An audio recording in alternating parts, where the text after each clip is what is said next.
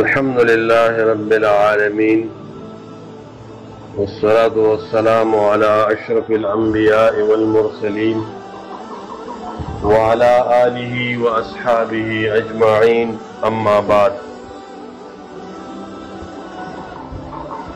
دا امامه د پټکی په باره کې تپوس کوي چې د دې څه حکم دی. نو د پټکی په باره کې د علماو اختلاف دی چې آیا دا سنت دی او که دا یو عادت دی او د مباح شیو نه دی. نو صحیح قول دا دی چې دا سنت نه دی بلکې دا یو عادت دی او دا هغه شیو نه دی چې هغه مباح دی. که یو سړی دا وایي چې رسول الله صلی الله علیه وسلم پټکی په سر کړی دی، رسول الله صلی الله علیه وسلم نه ټیک ته پټکی په سرول ثابت دی، نبی صلی الله علیه وسلم پټکی په سر کړی دی، کله بغیر پټکی ګرځېدلی دی، ټوپۍ هم په سر کړې ده، پټکی هم په سر کړی دی. امامة سودا تور پټکی د نبی صلی الله علیه وسلم په باره کې راغلی دی او مسح راغلی ده په امامه باندې پټکی باندې. نو پټکی ثابت دی د رسول الله صلی الله علیه وسلم نه. خو دارنګې د رسول الله صلی الله علیه وسلم نه نور لباسونه لکه ازار لنګ دی ثابت دی، قمیص دی ثابت دی، ولنسوه دی ثابته ده. داسې نور لباس دې ته څوک سنت نشي ویلی، ځکه که یو سړی وایي چې دا سنت دی نو بیا خو ازار هم سنت دی. نو محدثین او علما ذکر کوي چې دا د هغه عادتي امورو نه دي مباحه ده. هغه زمانه کې خلکو لنګ به اچو، عادت د خلکو دا و چې لنګ به استعمالو، عادت د عربو دا و چې پټکی به په سر و. نبي صلی الله علیه وسلم د دغې عادت د وجې نه دا پټکی په سر کړی دی. دارنګې دې کې خبره داسې ده چې سړی به هغه لباس اچوي چې کوم په عرف او رواج د خلکو کې کوم لباس وي او کومې پورې چې دا حرام نه وي. ګورئ مثال په طور سره یو عرف داسې دی، یو عادت د خلکو داسې دی چې هغې حرام لباس اچوي،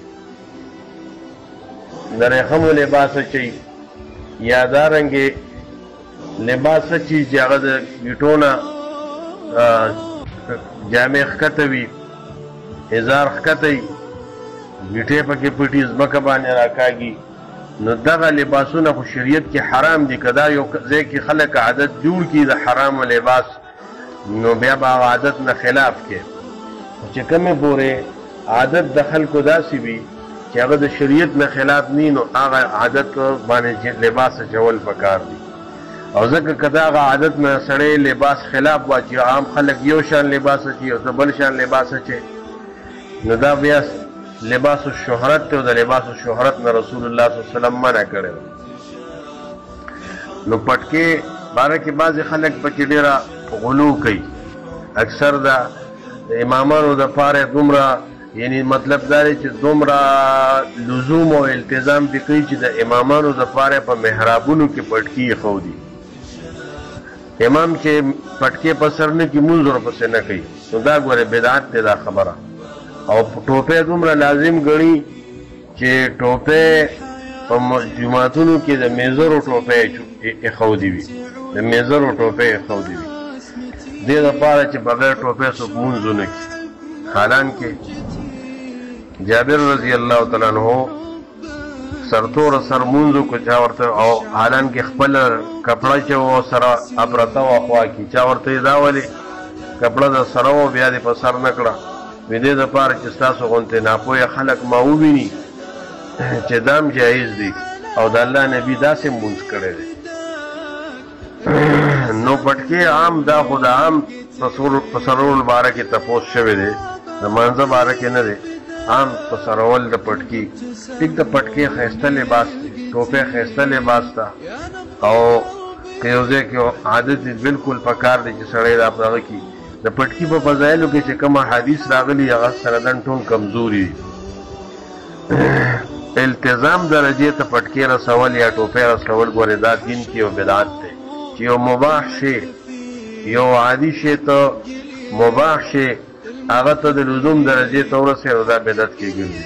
امام شاطبي په الاعتصام کې دا قانون قاعده ذکر کړې د ډېرو احادیثو په نچوڼ کې چې کله یو مستحب شی یا یو مباح شی خلق د التزام او د لزوم درجه او د واجب درجه ته ورسي نو بیا دا مستحب پر خودل مستحب دي.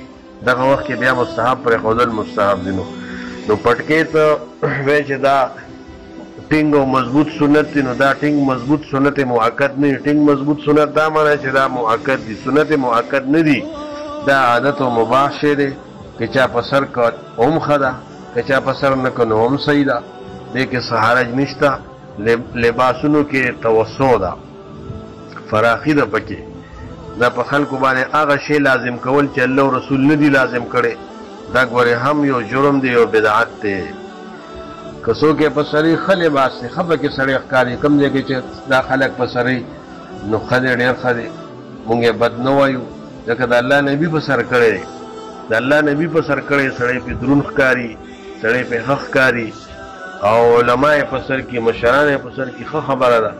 خو لیکن د دې التزام او د سنت مؤکد ویل دا بیا صحیح نه